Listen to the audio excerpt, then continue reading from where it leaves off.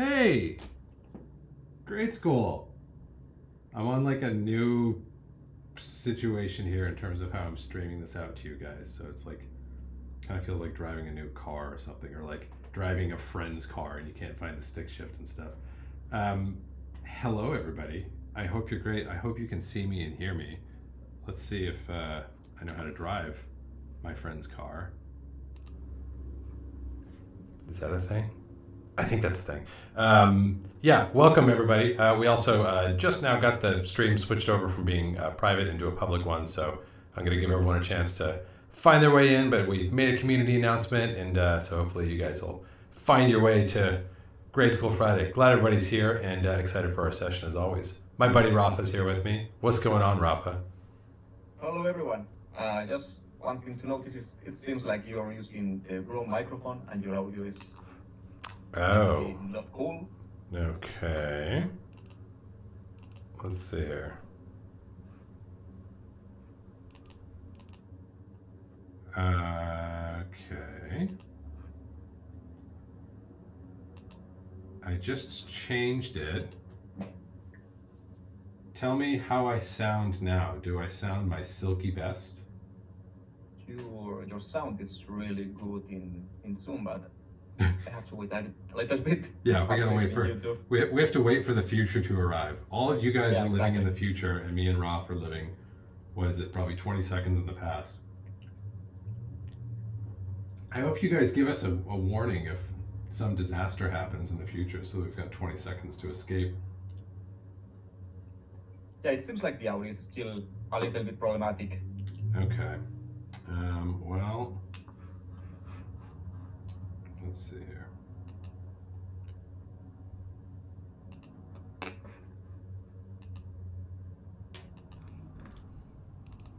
Okay, I'm gonna try something more different now for my next trick. Let's also turn this sound off.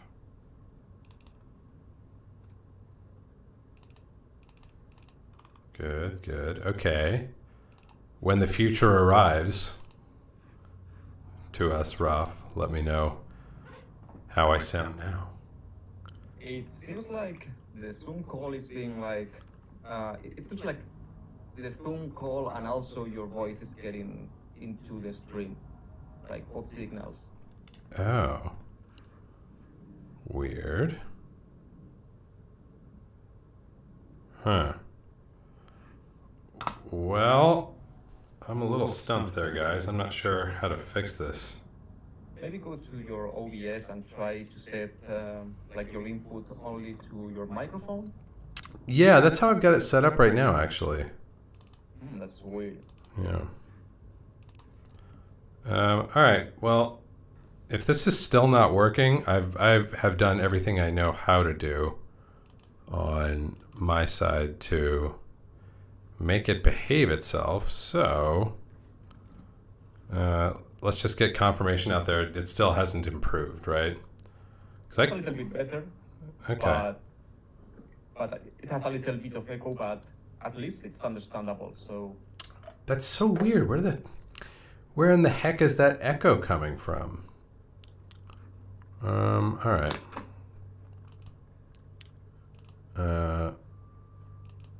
Yeah, people in the chat are saying that it's basically good enough to move on. So okay, maybe we can live with that for today at least. Okay, got it.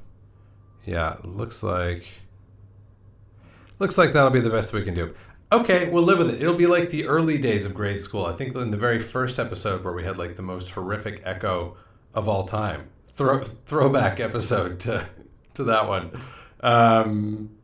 Cool. I hope that's given everyone a chance to find their way into the stream. There we go. I see some friendly names and faces in here now, or names anyway. I wish we had faces. I wish this could be a big giant Zoom call. Maybe that should be a thing in the future. Anyway, hi guys. Happy Friday. Welcome to grade school. It's going to be awesome. We've got some fun stuff to chop up today from what we've been discussing in this week's videos. So I'm game to dive in, guys. Let's put it to the room. Have we had a chance to get any questions going yet? Yeah, we have a question from Jim already. And the question is, if you don't set the black level, how can you control the clipping in the low end without that anchor considering black? Without that anchor considering black can be any darker. I don't really know what that means. I wonder if this is related to our conversation that we had in a recent episode. I think our last episode of grade school. In which case I would say I definitely do set the black level.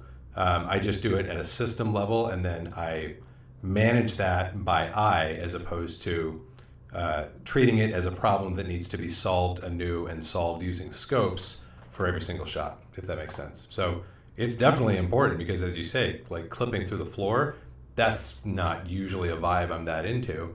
But it's just a matter of how you're managing black level, like what you're using to manage it, and on what scale you're managing it. So in my case, I'm managing black level on a macro scale and then simply ensuring, or rather expecting things to align locally and only addressing issues that arise when black level doesn't align with what was set up at the overall level. By the way, guys, I will try to remember to repeat the question today because I'm sure in addition to me not sounding my usual audio best, which we'll have to look into before next grade school, it's probably tough to hear Rafa as well. So I'll do my best to repeat the questions so that otherwise we're going to end up playing a very fun game of like Colin giving a 5-minute Jeopardy prompt of an answer where you have to then figure out what the question is. So I'll try to avoid that game show for this morning. What else we got? Oh, that game sounds fun, at least. We have a question here about raw footage, and basically, is it possible with raw footage to improve the dynamic range you have, like using a gain node or whatever, using the ISO tab in the raw tab? Yeah, okay. I'm glad this is coming up. I'm actually really glad that we are organically, I feel like, beginning to talk more about the way that we capture and optimize images. So the question essentially is there a way to optimize or to improve dynamic range, or is there benefit to be gained in using the ISO drop-down menu in the camera raw controls here inside of Resolve? And I think we also talked about this last week a little bit, but it's a great thing to touch on again. Do I have any raw media? Yeah, I got some raw media in here. So what we're talking about is if we were to say, oh, decode using clip instead of our project settings, and we're like, oh, if I set my ISO like to 50, for example, and then I grade from there, is that going to give me a different result than if I were to grade from ISO 800 or from something at the other end? This is a great question to ask and a great topic to explore. Short answer, no. Spoiler alert, absolutely not. If you guys want to know what's actually happening when you change your ISO here, like let's just do a very easy experiment. So ISO is currently at 800, okay? And right now, color management wise, we're all set up and we don't even have a look in place. So we're just looking at a processed image. So check this out. Let me turn. The screen is not visible to the viewers. Which is an important part of the process. For those of you who weren't here at the very beginning of the session, I'm running the stream on a new machine today, and I feel a little bit like I'm like driving my friend's car. So bear with me while I figure out where the glove box is in this thing, or the gear shifter, or whatever analogy. So what I was saying is here in our camera raw controls for Resolve, the original question that we're addressing is like, what benefit, if any, is there to incorporating adjustments to the ISO drop-down menu in our color grade? Can we get more dynamic range or cleaner shadows by adjusting this ISO? The answer is no, and I'm now going to prove that answer to you, or at least put a little bit of explanation on that answer. So right now we're at the stock ISO of 800, okay? I'm going to grab a still, and I'm going to say 800, okay? Let's drop ISO to 400. Now, I'm going to go in my exposure node here. I'm just going to change this gamma to linear. And we're going to go in our primaries up to a 2.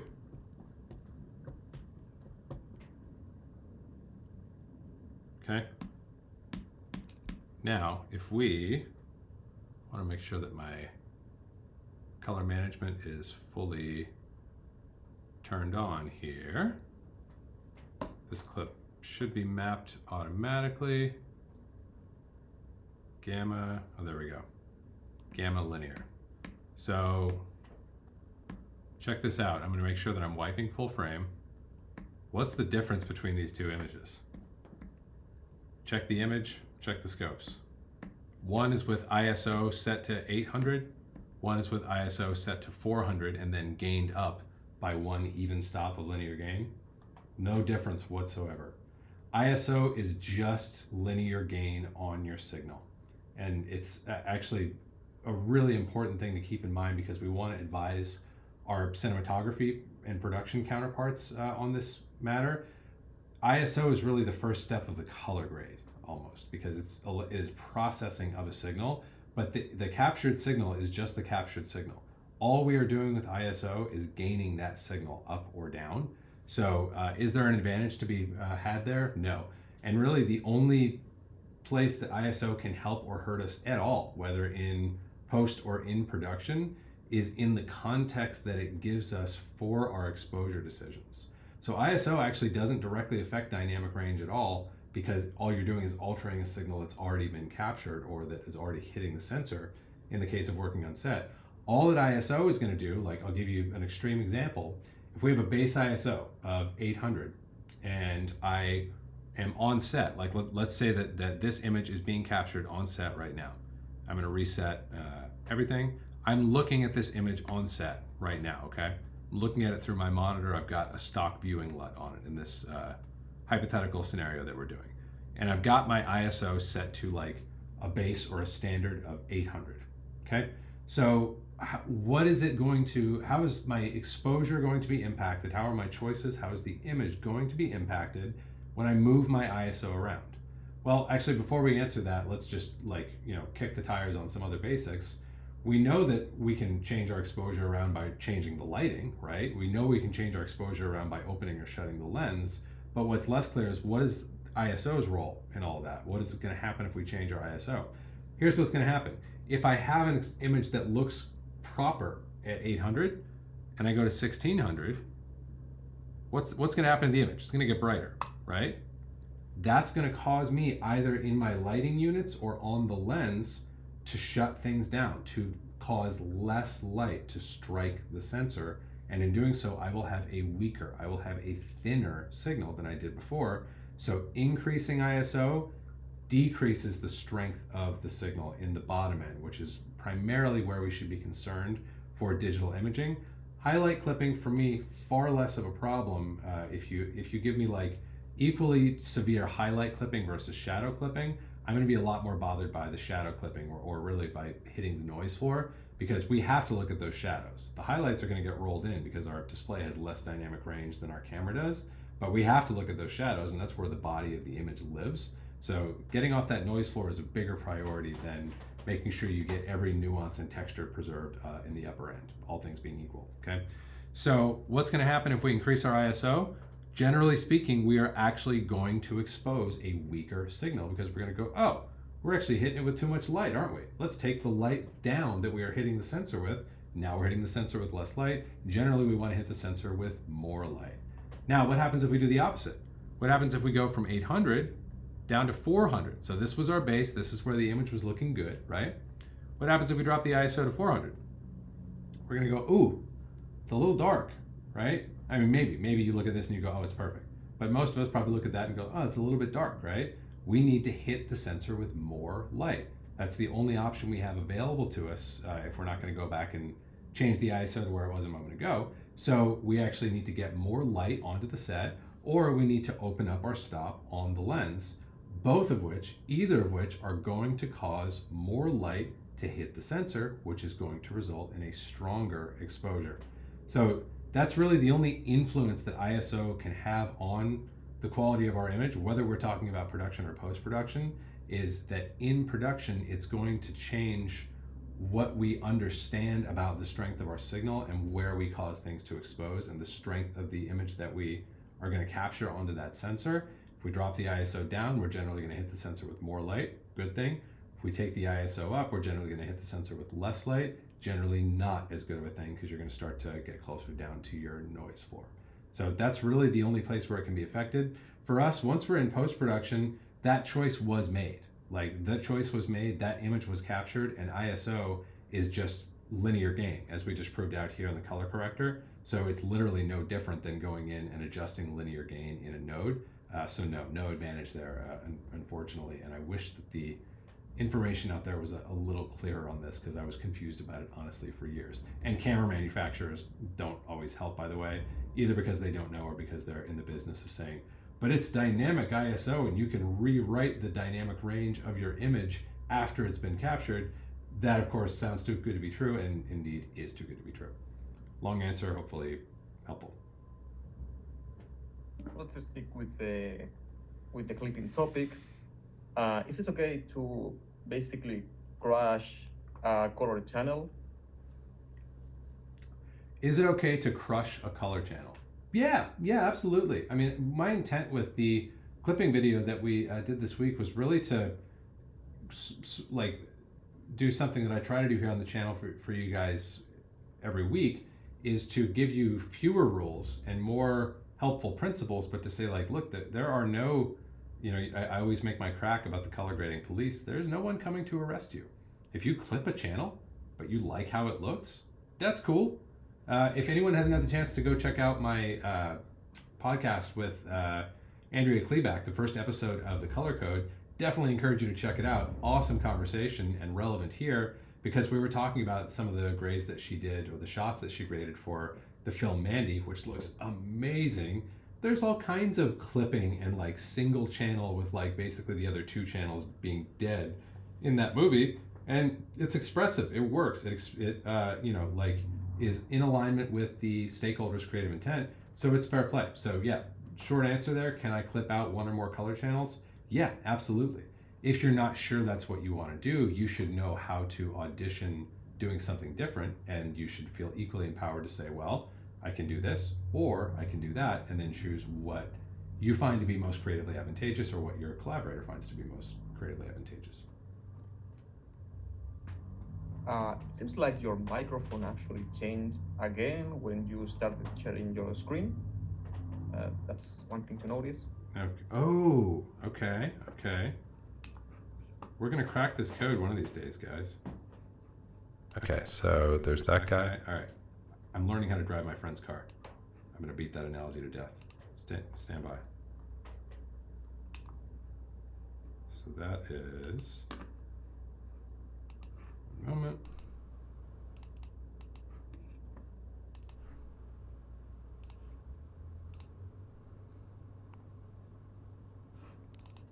Okay.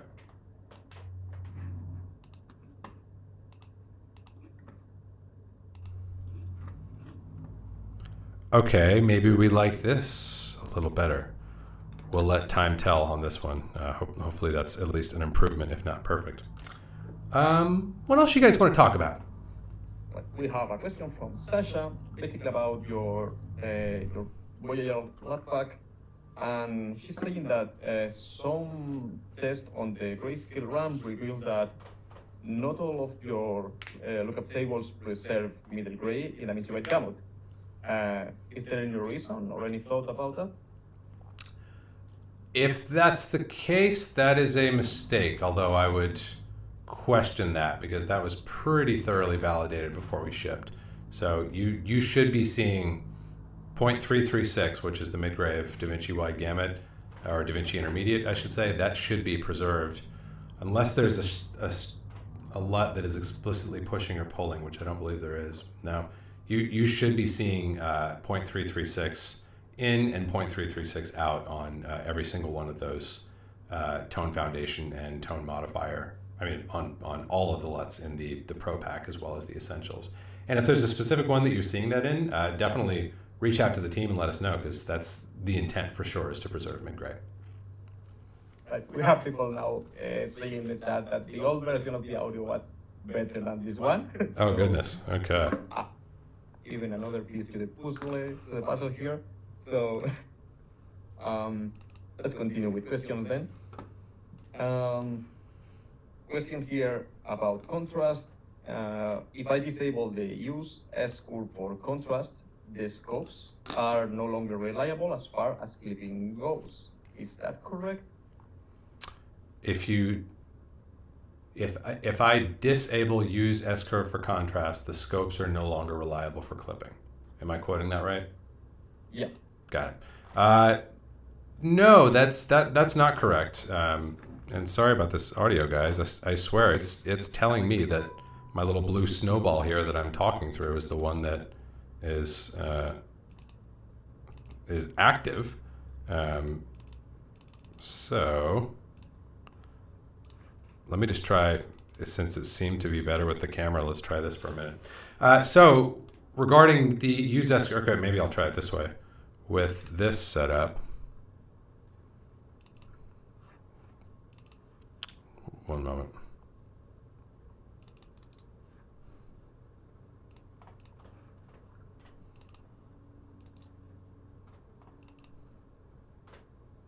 Okay.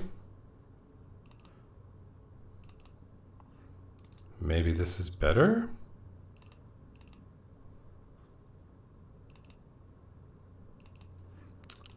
Let me just get my camera visible down in the lower right. And we can try that.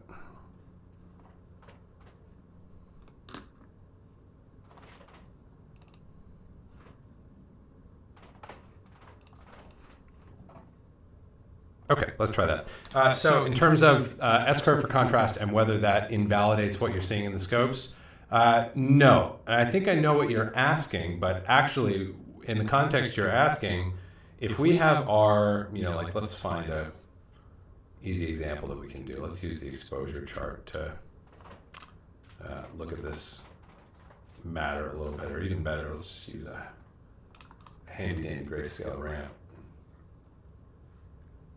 Okay, so we've got our grayscale ramp here. I've got a waveform, which I'm going to pull out from underneath my camera.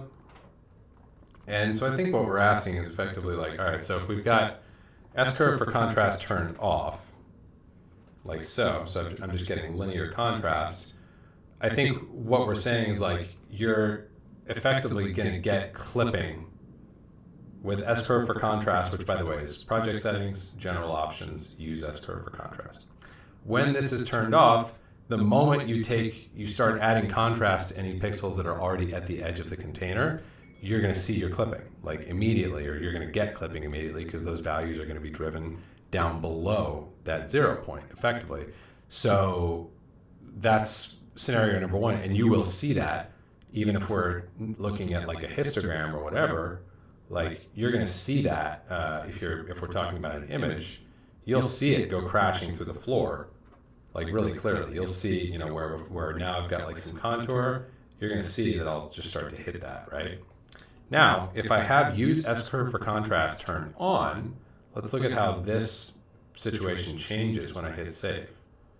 So now it's actually when use S-curve for contrast is turned on that it is a little more difficult for me to read where I'm clipping, if that makes sense. So basically, I can't ever drive this, or I guess I can drive it if I hit it hard enough, but it's a lot harder to get it to actually crash through the floor the way it was a moment ago.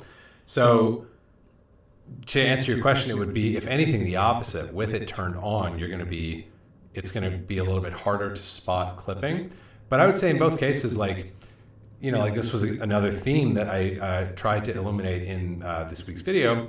Clipping is not a binary thing. Like you could go, my statement that I made in the video, you could go a step further and say that color grading sort of is clipping. Like that's what we're doing, is figuring out how are we going to, to use my studio apartment analogy, to say I never want to clip and I should never clip in my image. That would be kind of like saying, well, I've got my little studio apartment and the kitchen is 20 feet away from the bed and the, bathroom is a foot away from the dishwasher or whatever. But in addition to the constraints of square footage within this apartment, I can't ever touch the walls. Under any circumstances, you must not touch the wall.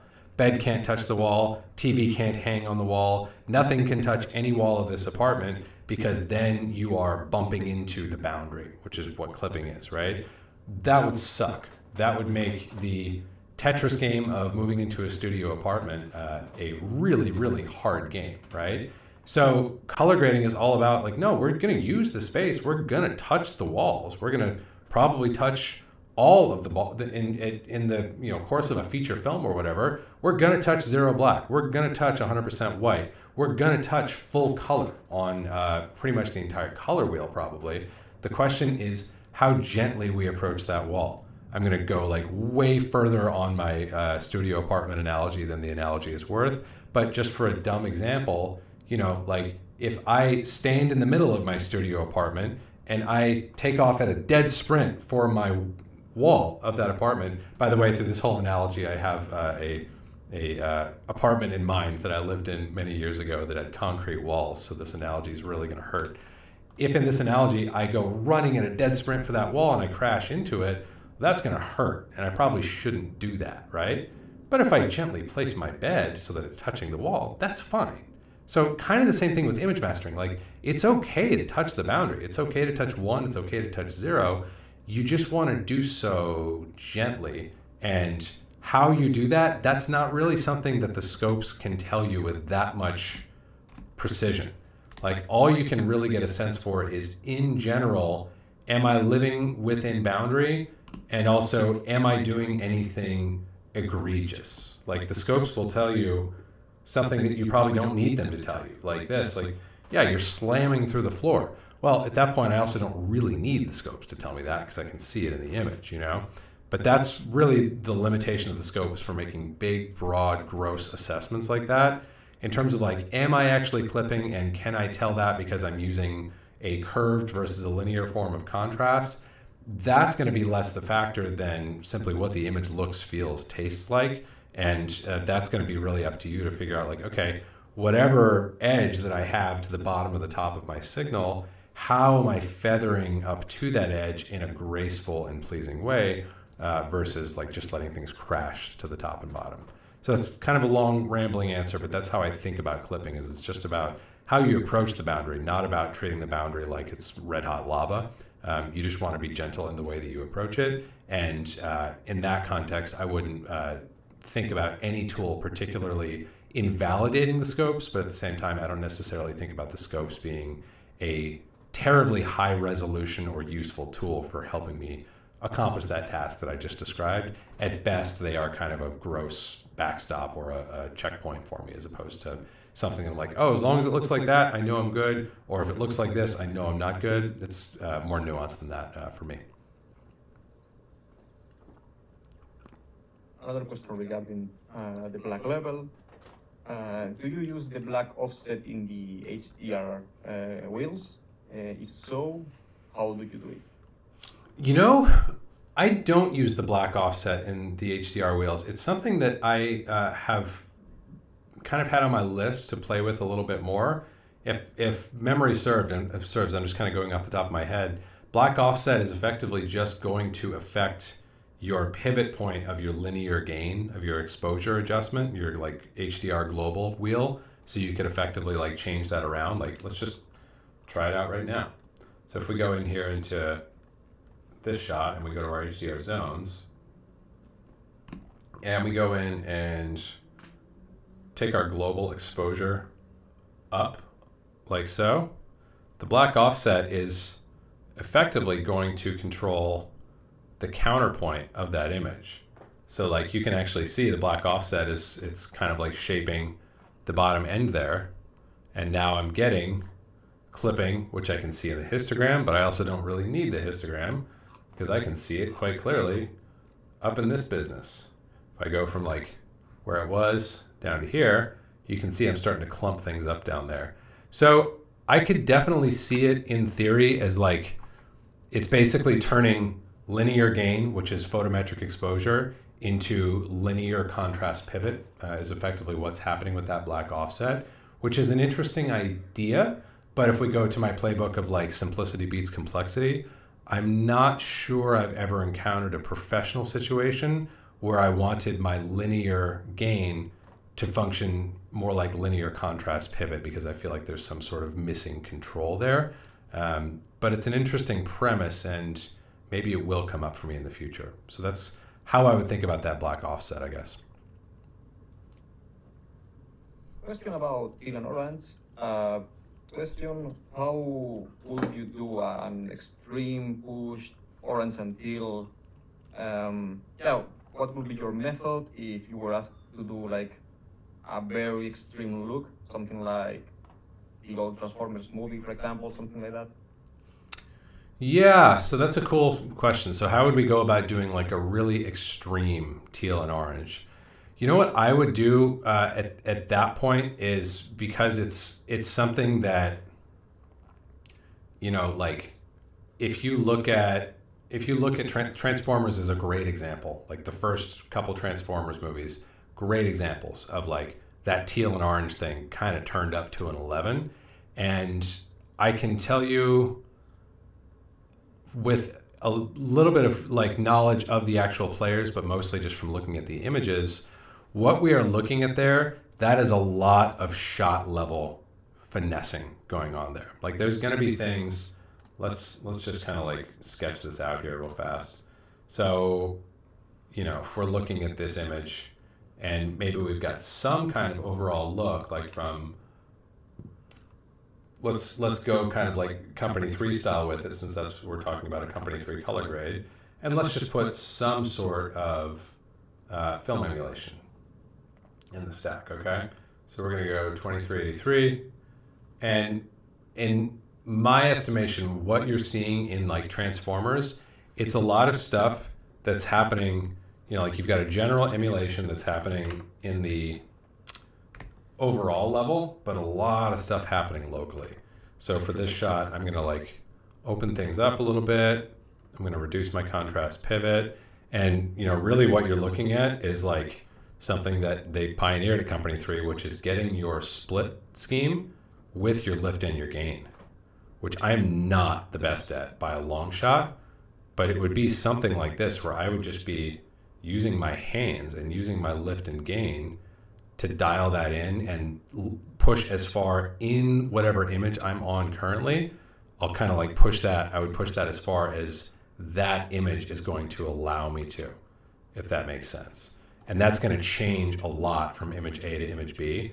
So like, it's not something that I think you can necessarily find the perfect look for and then just grade stuff underneath it. You're going to need to kind of be like chipping away at that agenda at every opportunity. And that's a really good principle actually for whether we're talking about teal and orange or whether we're talking about any look, any aesthetic that you're like, I want to like turn it to an 11, like take me as far as you can go. The best way to accomplish that and still have the images feel good and finessed, which I would say, you know, like the Transformers movies get like knocked a lot. I think they look pretty cool. Like I don't necessarily like want to grade a film in that style anytime soon, but I think they look cool and like they feel fun, you know? So one of the things that anytime you see an extreme thing being done functionally, like is being done in Transformers, you're talking about someone with a very clear idea who is chipping away at that idea at every possible turn. So rather than like the sort of stock approach that I would often direct you guys to here on the channel of like, well, you know, just get an overall look in place and then grade underneath that, and that's going to get you great organic results. In the case of like the level of orange teal you're seeing in Transformers, that's going to need to come from like chipping away at that agenda on every single shot. So for this shot, it's something like this where I'm just moving my lift, gamma, and gain around to try to get warm shadows, cool highlights, that type of thing. That's probably going to be a completely different scheme than what's going to work for me to max out that orange and teal vibe in the next shot or in the next scene. So it's kind of like complementing a look that hopefully is already doing some of that for me, as is happening here, like with this Kodak 2383, and then getting in there at the shot level and pushing it further. And by the way, if you guys want to see something interesting, I think we've probably demoed this at some point here in the channel, but let's turn this off and bypass everything. What are we doing when I play these lift, gamma, and gain against each other? You're effectively creating a split. So you can see like at this point I'm pivoting rather low. I'm pivoting around like 25% or so, but I've got cool push in the bottom, warm push on the top. So it's kind of the same playbook. It's just that it is happening with straight lines instead of curves. And I don't have explicit control over the pivot point or the what you could call the crossover point from like when do I switch from pushing cool to pushing warm? I don't have explicit control over that when I'm just using my primaries. But if I've got a good set of eyes and I'm game to do the work shot after shot after shot, you could get a really good result that way. So that's how I would think about that, is to just surrender to like, hey, I want to put a look in place that's going to support this goal, but I'm going to have to drive that goal and really, really press it every single time I see the opportunity to at the individual shot level, because there's not going to be any one global thing I can do that all of the shots are going to absorb well. I'm going to have to be sensitive to each shot and calibrate each shot so that I'm taking it to the maximum for this look that that shot or that scene can accommodate, as opposed to the maximum that the overall film can accommodate. Hope that's helpful. Yeah, we have a question here about P3 curve space and using the default film lookup tables that Resolve offers. Basically, if I use the P3 2383 lookup table and I do some adjustments downstream, like for example, lift gamma gain, am I still targeting P3 curve space, or do I need to do another output transform at the end to make sure that the final image is legal? Interesting question. So we're asking, if I'm using the Resolve Film Looks LUTs, and I'm using the P3 variants, so let's just kind of mock up this exercise. So let's say we're using the DCI P3. I'm going to bypass all of our color management, and we'll do sort of the traditional way of teeing things up for this LUT, which by the way isn't quite right, but produces good enough results that it's generally suggested out there. So this is like what you'll usually see on YouTube or elsewhere, is the suggestion of like, oh, go to Rec 709 Cineon from your camera metric, then apply your LUT, and then you've kind of got things built out from there. So the question is, if I'm doing stuff over here, if I do operation A through Z, am I still in P3? Well, here's the thing. I'm going to give you like the annoying nuanced answer.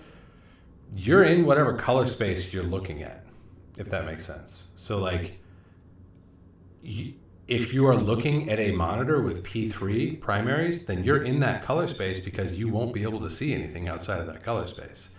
In terms of like on a technical side, are you properly targeting P3 by using this LUT and then by working on top of that?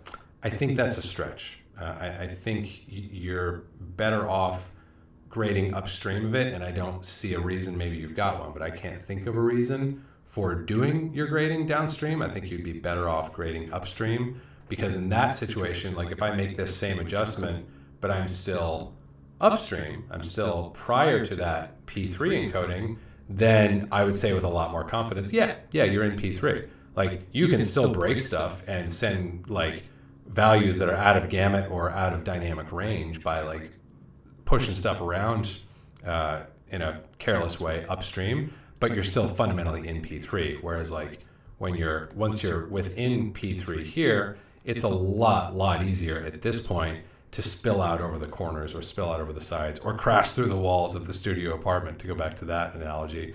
Or to another all-time favorite analogy of mine about the jar of peanut butter. We had this conversation one day about like, oh, why wouldn't you just grade in Rec 709 if you have source material that is just Rec 709? And the answer that I could give is it's kind of like when I get my new jar of peanut butter, which is a very exciting day for me. When I get my new jar of peanut butter and I have to mix it up because it's gotten separated, the moment I get a little too excited with my stirring tool, I spill out some peanut butter or some of the oil on top over the side of the container, because the container is just large enough to hold all the contents, but it's really not large enough to move the contents around or to stretch them out or bring them into different positions. So kind of the same thing with P3. If you're targeting P3 and you're grading P3, you are standing on an island that is as big as your feet. And the moment you take a step in any direction, you are falling off the island, falling off the cliff and into the ocean. Wow, I just went through like 3 or 4 different analogies there, but I hope that starts to give you a sense of how I would think about that. So I would definitely encourage grading upstream. And just as an aside, I wouldn't use the P3 LUT at all if you are not monitoring a display that gives you 100% of P3.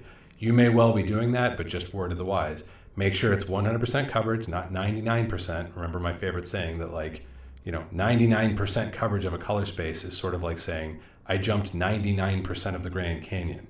Doesn't really count for much, does it? You still died.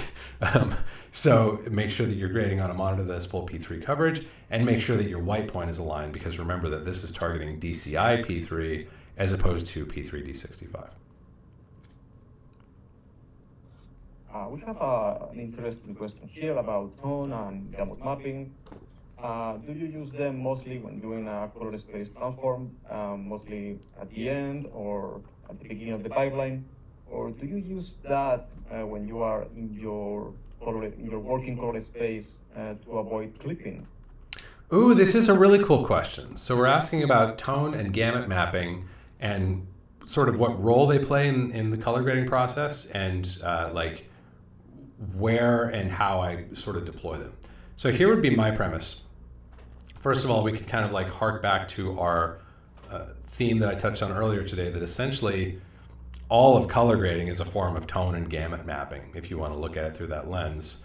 For me, what helps to organize the process a little bit is to say tone mapping and gamut mapping are technical processes that are established at the beginning of a color grade and that provide the pipeline or the context for grading decisions.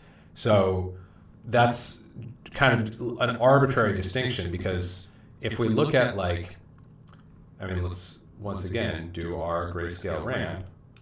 What is the tone mapping? What is the technical tone mapping that's happening here on this image? Well, it's that, right? We're rolling the shoulder, we're compressing down below to maintain some mid-tone slope or contrast here, right? So that's the technical contrast or the technical tone mapping that I'm talking about.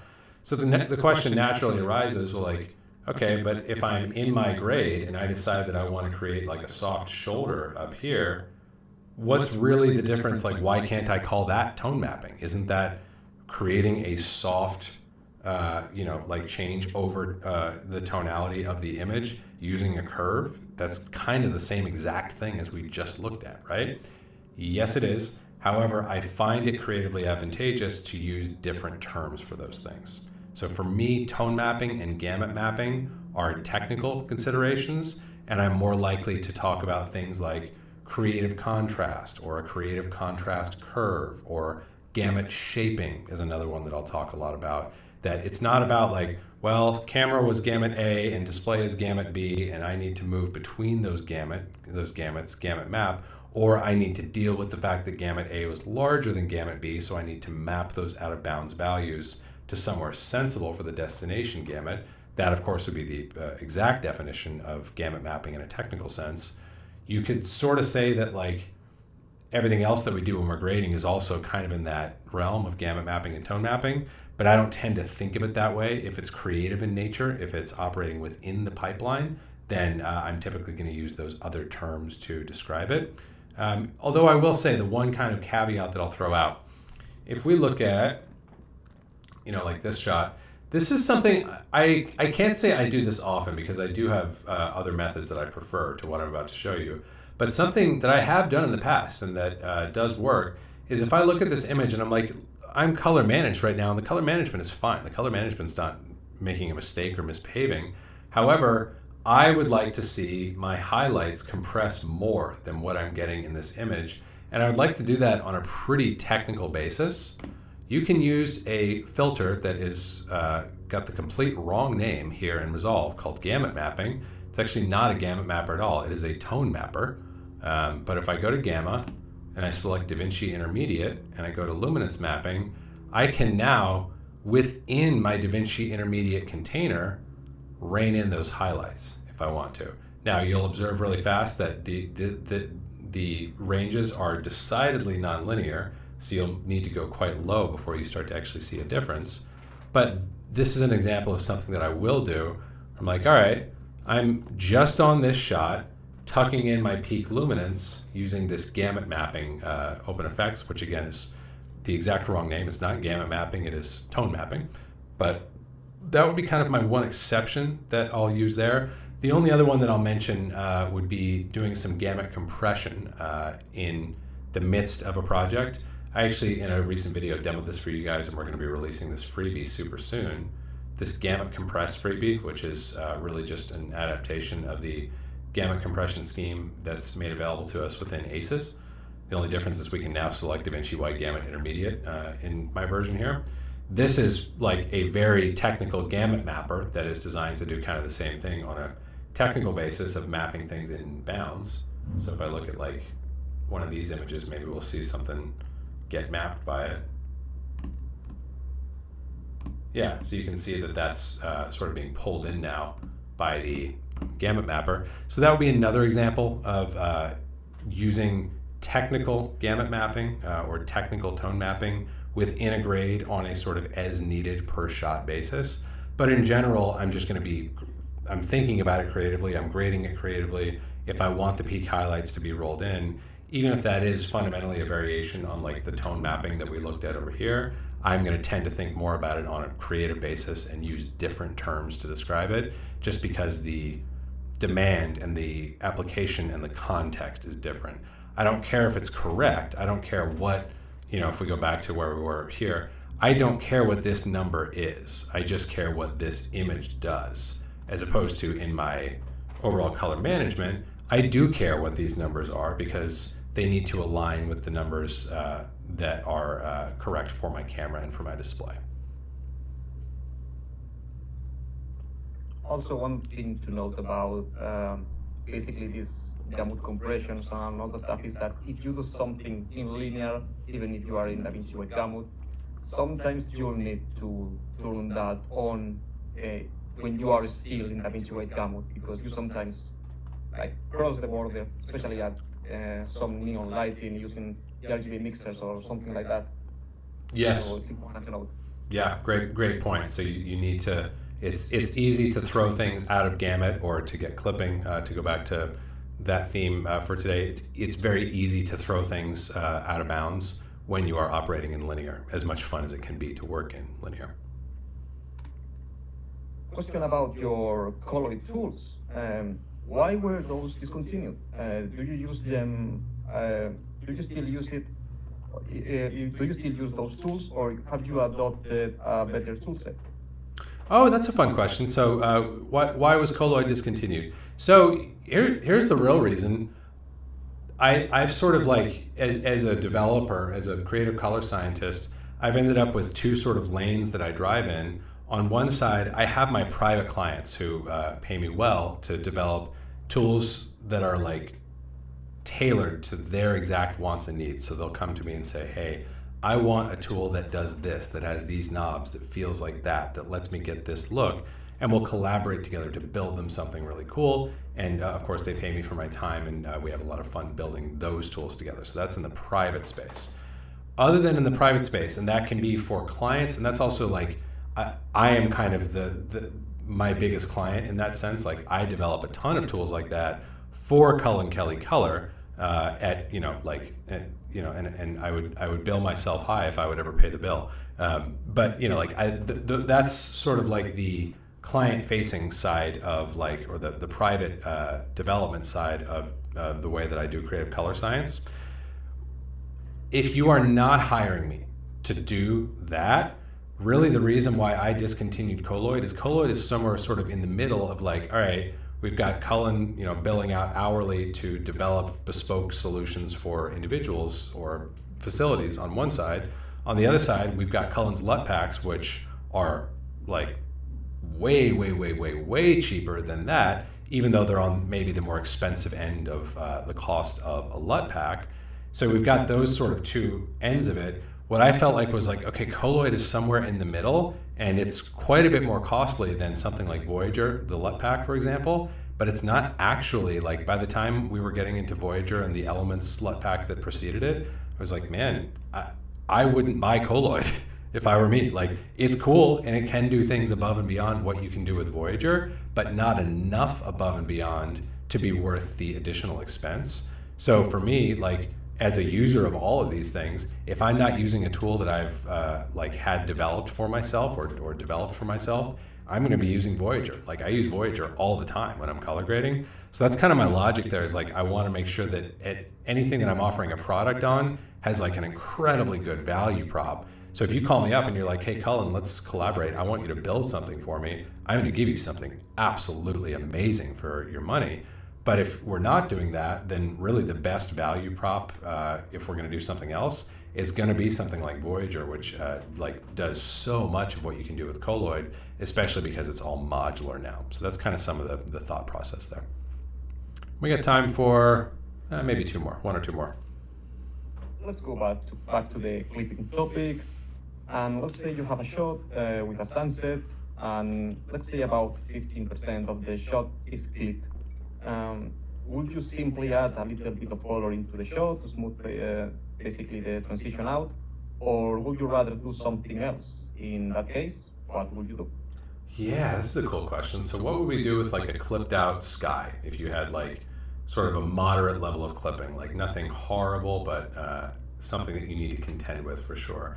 So I feel like I've like pondered this and answered it in different ways in different projects over the years.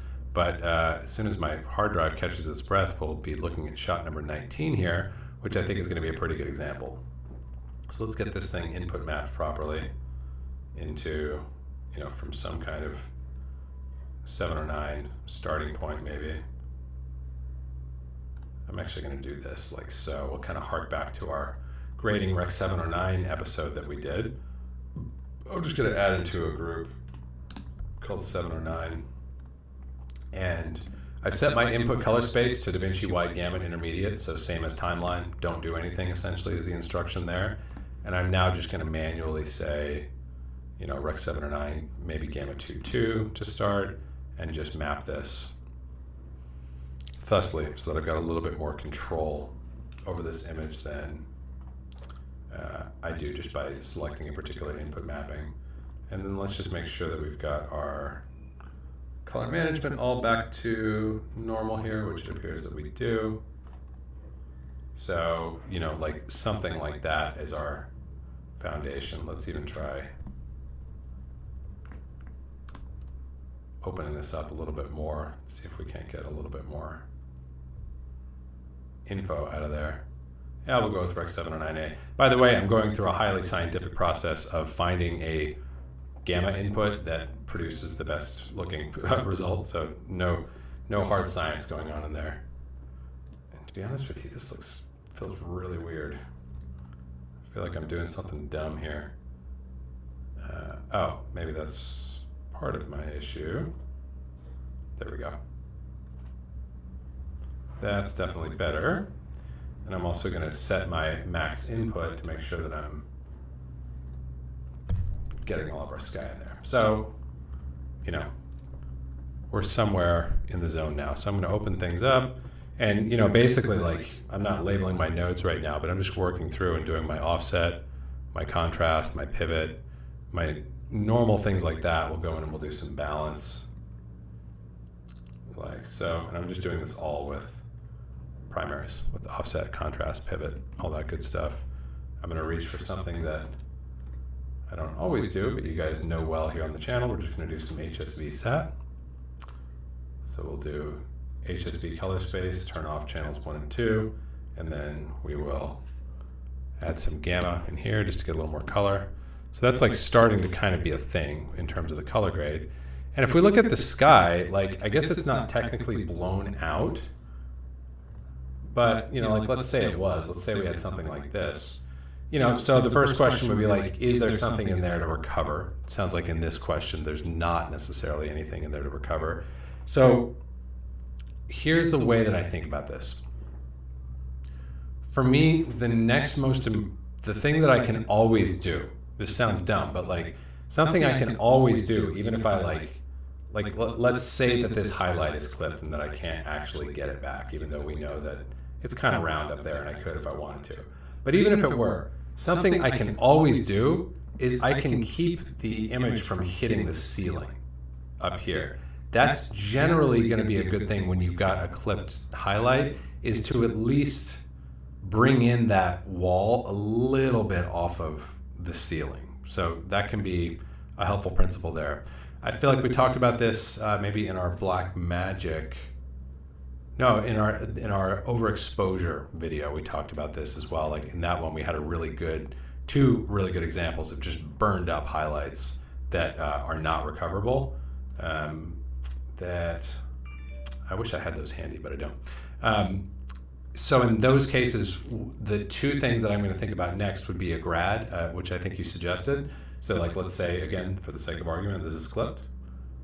I'm going to go to do a soft circular power window, set the aspect to 100 so that I've effectively got a grad, and then look at just bringing that in. And so let me toggle my outline here so that we're not seeing that. And I'm just going to gain this down and cool it off a little bit.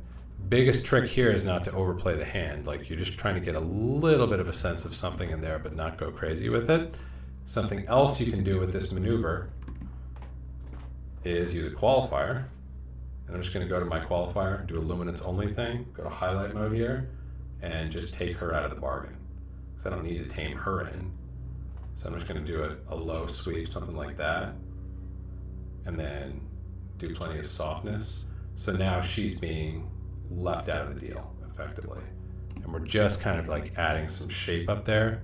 So again, what I would do is like, you know, take it to whatever point you want to, and then like cut that in half and pull it back, because ultimately the blown sky is going to feel like a blown sky.